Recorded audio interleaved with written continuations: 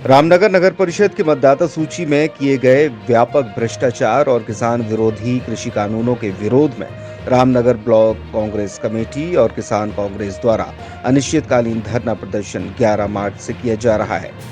मतदाता सूची में गड़बड़ी करने वाले जिम्मेदार के खिलाफ कार्रवाई तथा लाए गए 3 कृषि कानूनों को वापस किए जाने की मांग को लेकर धरने पर मध्य प्रदेश विधानसभा के पूर्व उपाध्यक्ष डॉक्टर राजेंद्र कुमार सिंह और पूर्व मंत्री शहीद अहमद, पूर्व विधायक पोषण सिंह, पूर्व जिलाध्यक्ष राजेंद्र मिश्रा, कुदरतुल्ला सहित सैकड़ों लोग धरने में बैठे और जमकर विरोध प्रदर्शन किया। डॉक्टर राजेंद्र कुमार सिंह ने कहा कि मतदाता सूची में जिन पात्र हितग्राहियों के नाम काटे गए हैं, उनके नाम यथावत जोड़कर अवैध रूप से जोड़े गए अपात्रों के नाम काटे जाएं। इस गड़बड़ी में संलिप्त अधिकारी कर्मचारियों सहित विरोधियों के खिलाफ मुकदमा दर्ज कर सख्त कार्रवाई की जाए। ये देखिए, एक क्रमिक अनशन तो कई दिनों से चल रहा था। जो वोटर लिस्ट यहाँ बन रही हैं रामनगर ब्लॉक में, नगरीय क्षेत्र में, नगर पंचायत में और सब जिले के सभी अंचल में, सभी क्षेत्रों में, उसमें बड़ा भेदभाव बढ़ता जा रहा है। मनमाने तरीके से नाम जुड़ रहे हैं, मनमाने तरीके से नाम कटा रहे हैं। तहसीलदार के यहाँ अपील, एसडीएम के यहाँ अपील, कलेक्टर के यहाँ अपील, कोई सुनने वाला नहीं। वो जो तानाशाही की आहट दिल्ली से चल रही है भोपाल तक, भोपाल से हर जिलों में, और सब अधिकारियों के दिमाग में भी यही बात आ गई है तानाशाही की। तानाशाही करना है, जो हम कहें वही सही, बाकी सब गलत। तो एक तो ये धरना चल ही रहा था। फिर ये हुआ कि इसमें चूँकि किसान की एक ज्वलंत समस्या है, किसानों की देश की, तो हम लोग भी उनके पक्ष में कार्यक्रम करें और किसानों की जो वाजिब मांगें हैं, वो मांगें उनकी दो हैं सबसे महत्वपूर्ण। एक तो है तीनों कानून जो काले कानून बने हैं। काले क्यों हैं ये हम भाषण में उल्लेख करेंगे इनका, लेकिन इतना मैं अभी अब नहीं बता सकता। ये कानून रद्द होने चाहिए। किसानों ने न तो मांग की, न उनके लिए आवश्यक है, वो रद्द होना चाहिए। दूसरा, जो एमएसपी है, न्यूनतम समर्थन मूल्य, वो कुछ राज्यों में ही दी जाती है, कुछ जिन्सों में दी जाती है।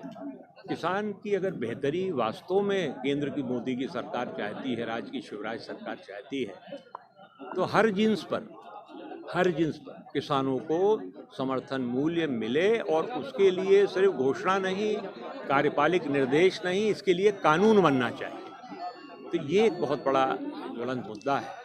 तीसरा, जो भ्रष्टाचार का ताना बाना बन गया है पूरे देश में और उससे जनता करा रही है, कानून व्यवस्था की स्थिति बहुत ज़्यादा ख़राब है, और महंगाई एक अंत में जो बहुत महत्वपूर्ण मुद्दा है वो महंगाई का है। आज आम आदमी को जीना दुर्भर हो गया है।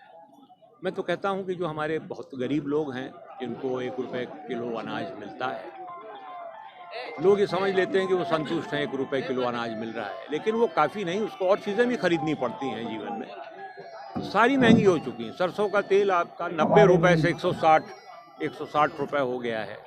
मतलब दुगने कीमत पर पहुंच रही हैं चीज़ें। डीजल पेट्रोल को देखिए, आग लगी हुई है। क्या कभी किसी ने सोचा था कि पेट्रोल सैकड़ा मार जाएगा?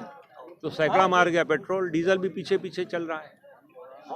मोदी जी की से चिंता नहीं है, वो तो आत्ममुग्ध हैं और वो सोचते हैं सब पूरा उनके नियंत्रण में है, और जो वो कहते हैं वही सही। मतलब मोदी जी जो कहें, शाह जी जो कहें वो सही, खाता न बही, जो ये दोनों कहें वही सही।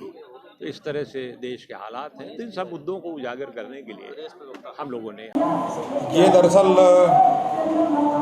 नगर परिषद के चुनाव हेतु जो मतदाता सूची तैयार की जा रही है, इसी के संदर्भ में किस वार्ड में उनका मकान है नहीं है, इसी संबंध में विवाद था। तो तहसीलदार साहब के पास जो भी उपलब्ध अभिलेख थे और साक्ष्य थे, उसके आधार पर उन्होंने अपना निर्णय लिया, और उस निर्णय से व्यथित होकर उन्होंने मेरे यहाँ अपील भी की। अपील चूँकि अर्ध न्यायिक प्रक्रिया है, मैंने भी स्वतंत्र रूप से अपीलार्थी की बातों को गौर किया मैंने, और फिर उसकी जांच भी करवाई। और जांच में मैंने पाया कि तहसीलदार ने जो रजिस्ट्रीकरण अधिकारी हैं, जो उन्होंने निर्णय लिया था, वो ठीक था, वो निरस्त योग्य नहीं था। इसलिए रजिस्ट्रीकरण अधिकारी के आदेश को उन्होंने स्थगित किया। कैसे हट पाएगा सर ये? नहीं, धरना इनकी गलतफहमी में है कि धरने में चूँकि ये अर्धन्यायिक प्रक्रिया है, तो जिस पीठ द्वारा निर्णय ले लिया जाता है उस पीठ द्वारा दोबारा अपने निर्णय पर विचार करने की बजाय इनको अपील की व्यवस्था है। आगे जाकर जहाँ भी उचित समझें, अगर ये संतुष्ट नहीं है तो अपील करके उच्चतम न्यायालय में कहीं भी इसका निराकरण कराएं।